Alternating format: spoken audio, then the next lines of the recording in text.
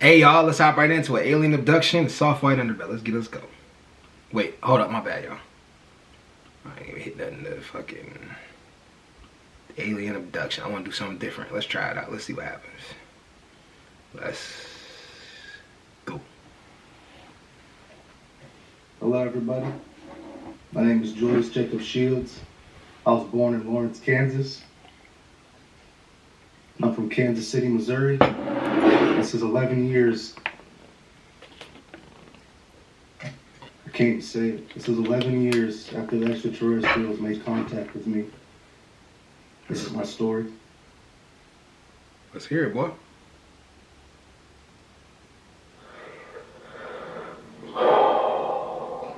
Alright, so this was the first day when they made the initial contact. I woken up that morning, gone to my window, opened it up, stretched my arms out, and just said, "Man, what a great day. That's something I've never done before." And then I closed the window, kind of turned the blinds a little bit, and then I sat down, got on the phone with my girlfriend, and a few minutes later, I see this it was almost like a balloon. Like it was just shaped like, it was almost like a balloon that had, a little bit thicker of a string, and it's just going just back and forth, at a nice steady pace, just back and forth across the wall. And I don't even know. I'm thinking maybe it's like a shadow. Maybe it was a bird flying around, something out there. But then my dog Hunter is now barking in that direction, in the direction where I'm sitting. Like he's barking at somebody, just barking for, 5-10 minutes. And I'm just trying to just listen to my girlfriend and just enjoy conversation. And I look back over, and on my door, where there was the most light, I saw it. It was maybe about that big. It just had a body like this, eyes turned to the side, and it had 3 tentacles. And it raised them up, and it started tapping on my window.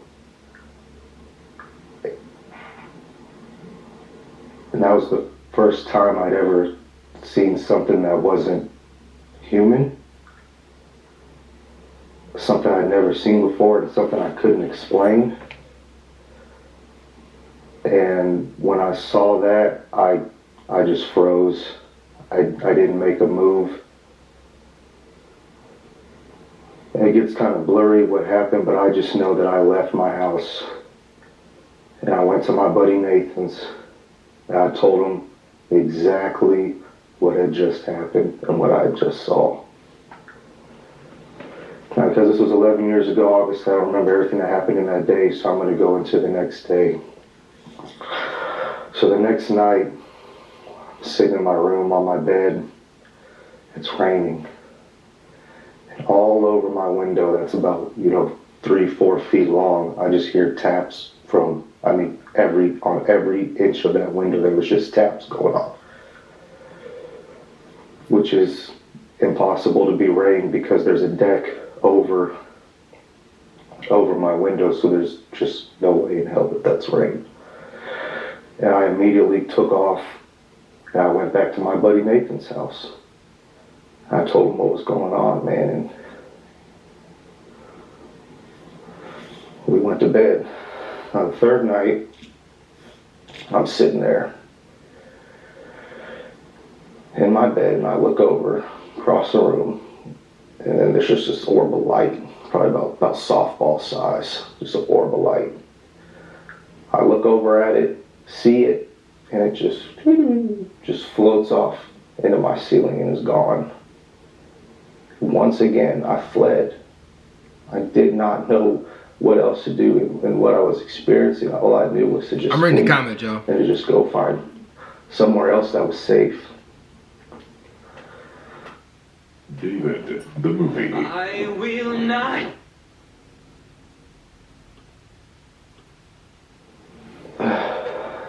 Now, since this is years later, I've had plenty of time to think and analyze this stuff. So what I believe happened is they initially were like, hey, buddy, you know, we're not from here. We kind of want to do some tests. We don't know what you are. You don't know what we are. Like, let's figure out what we are. And because I fled, they had no other option but to just take me and do their tests. Because it got so bad that I left the basement. After that third night, I said, I'm not sleeping in the basement anymore. And I moved upstairs to the upstairs room that's on the outer edge of the house. So it goes room and then the outside neighbor's house, you know. And I would move up there. And that was when the abduction started. I don't know exactly when it started. I just know that I would go into these dreams. It started out more violent, like I would be in war, in a battle. And one specific dream I remember is I woke up and I was in this arena, like gladiator style, and I'm looking around and I just see all these creatures and goblins and ghouls just all in the stands, and I don't know what's going on. And then like this like teal like blob monster just falls down in front of me, boom, and a weapon spawned in my hand, and just instantly I just went boom and just stabbed him. And it was like I had just won. I mean, the crowd went nuts. And I felt like accomplished, like I had just won something. And then I'd wake up in my bed and I'd hear this sound outside my room every single time. I don't know if I can mimic it, but it just sounded like a saucer. It was just like this. Hey, I feel y'all believe in him so far? He said they had tentacles. That's the part that's like really getting me though, the tentacle part. Tentacles don't sound right. The comment section, like they kind of do. They going like, oh shit, they going back and forth.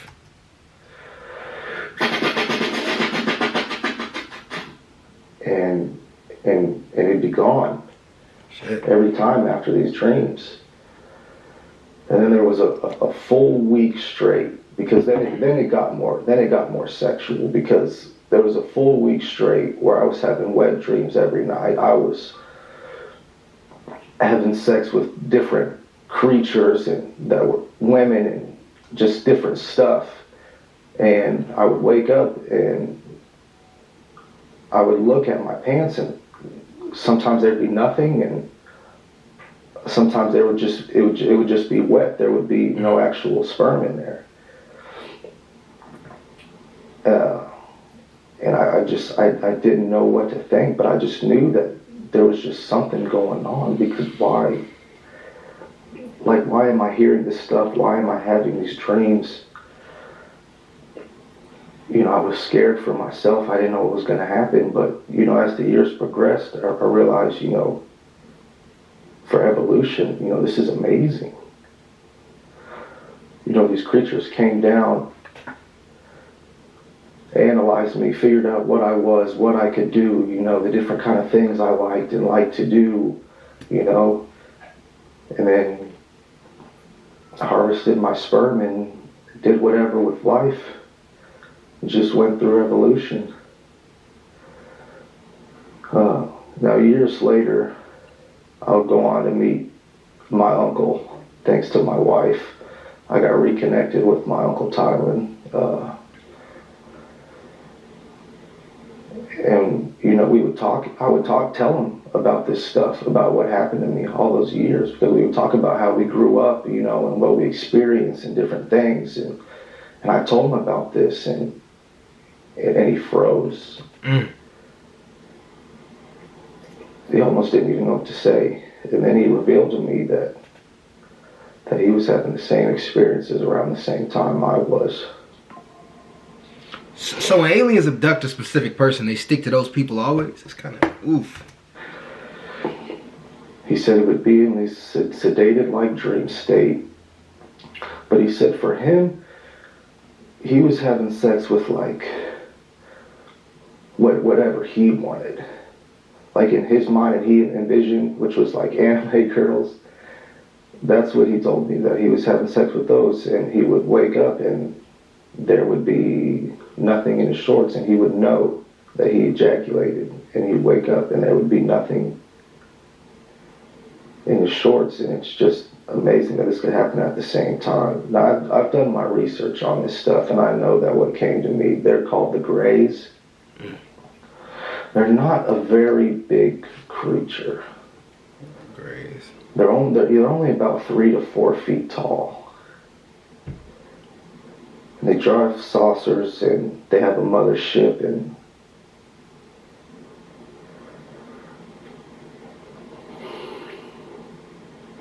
it's almost astonishing. But it just makes you realize and just know that there's just more to life than just what we have here on Earth.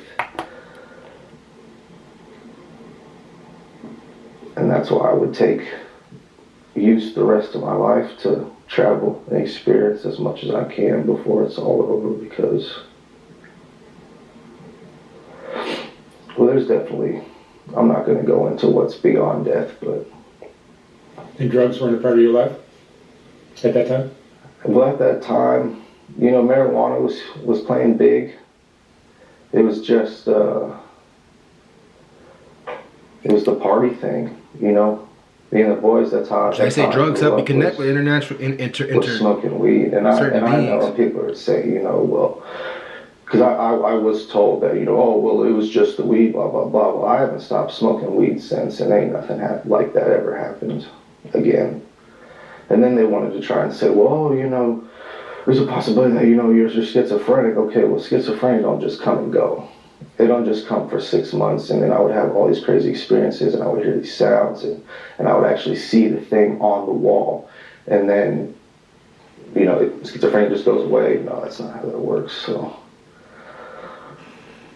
yeah, I've ruled out everything. But it's just the fact that, you know, I saw it on the wall as my dog was barking in the direction, and then I would hear the taps on the windows and then the orbs. So they tried a more like orthodox way to just be like, hey, let's just reach out and just see if he's willing to come with us and do these experiments. And since I was so scared and so fearful, they had to just take me and just sedate me and just put me in a dreamlike state. And it was so easy for them because my bed was literally right next to the wall. So it was so easy for them to just come down, pull me over, keep me in a dreamlike state as soon as I was asleep, do these experiments, whatever they wanted to do, and then just push me right back, and I would wake up and... Common sense, crazy shit. And it would be like it was all a dream. Mm-hmm. But it was real, because then how else would my uncle be having the same experience? It's mind-boggling. And I know for a fact someone has done some research and has known that there is a sort of like UFO highway, sort of say, that goes right over Kansas City. It goes east to west across the United States, and it goes right through Kansas City. You're in a rural area, or you were in a busy, you know, like a more populated area? I would say it was just your regular neighborhood. I mean, it was more of an elderly in the neighborhood. Mm-hmm. No neighbors saw it, nothing like that? No, nothing. It was just the dog. So I don't... But it was early enough in the day that nobody would have been awake. Mm. I mean, the sun had just come up and was just starting the day. It was just starting to get light out. And so do you ever think about, you know, what might have happened if you had decided to go with them? Because that seems to be what they wanted, right? Yeah, I mean, obviously they wanted to do some kind of tests and just, you know, figure out what a human being was. And at the time, if I had been brave enough to just stand up and just open my window and go, what is going on out here? And for just have them to say, you know, hey, we want you to come with us and you know, we have tests and stuff we want to do, I would have gone. Just knowing how I was at the time, just, you know, so interested in everything and wanting to explore and experience, that I would have gone 100%. Whether or not they would have brought me back or not, I don't know, but I would have gone for sure. Just to know. Yeah.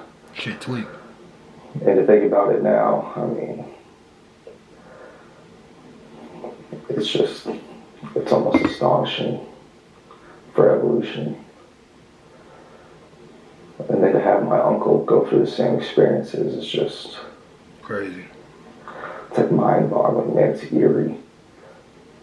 But it's not a bad. It's not a bad thing though, because, you know, I'm alive. They weren't coming to kill you. No, they weren't coming to kill me. You know, I still have had a really great life, and you know, they allowed me to achieve that, because at the time I would have gone nowhere.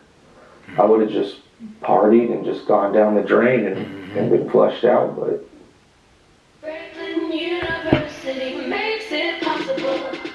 Be unstoppable with a master.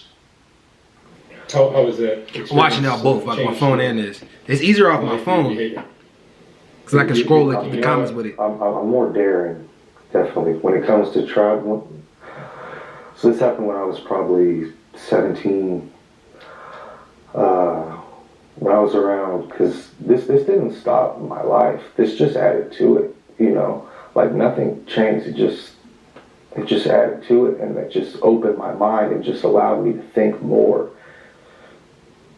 Yeah, I just think it's incredible for what can happen with evolution. Yeah. I know it's been about 10, 11 years, so I give it maybe another 10 years or so. And then I'm curious to see what happens, because if it is real, and I do have, you know, extraterrestrial children, and they use my, you know, sperm to harvest and recreate life and do whatever, you know, I would really hope that those individuals wouldn't be brainwashed enough to be able to come back and try to figure out, you know, where it all started. And maybe they would come back to me. It's deep. And try to maybe take me with them, or maybe out of their own curiosity just wanted to know what Earth was like and where their life had started. And borrow some money. Yeah. Yeah, some space money. All right, Julius. Thank you so much for sharing your story. That was good. Thank you for having me. I greatly appreciate it. Fascinating. Yeah, that was fascinating as fuck, man. I ain't want to talk through any of it. I just wanted to let it go. Man, that was fascinating as fuck. 100%. Like, and the crazier part about it is, I believe him too. I believe him 100%. Like, I was reading the comments, like scrolling through the comments while he was talking, and it was just people saying all different kind of shit. Some people believed him, some people didn't, but like most of the people were saying that he did. They mentioned the drug thing a couple of times, like he was on drugs, so it couldn't have been like 100. Man, I think it was. But let's go. Anyways, though, I'm out. Peace.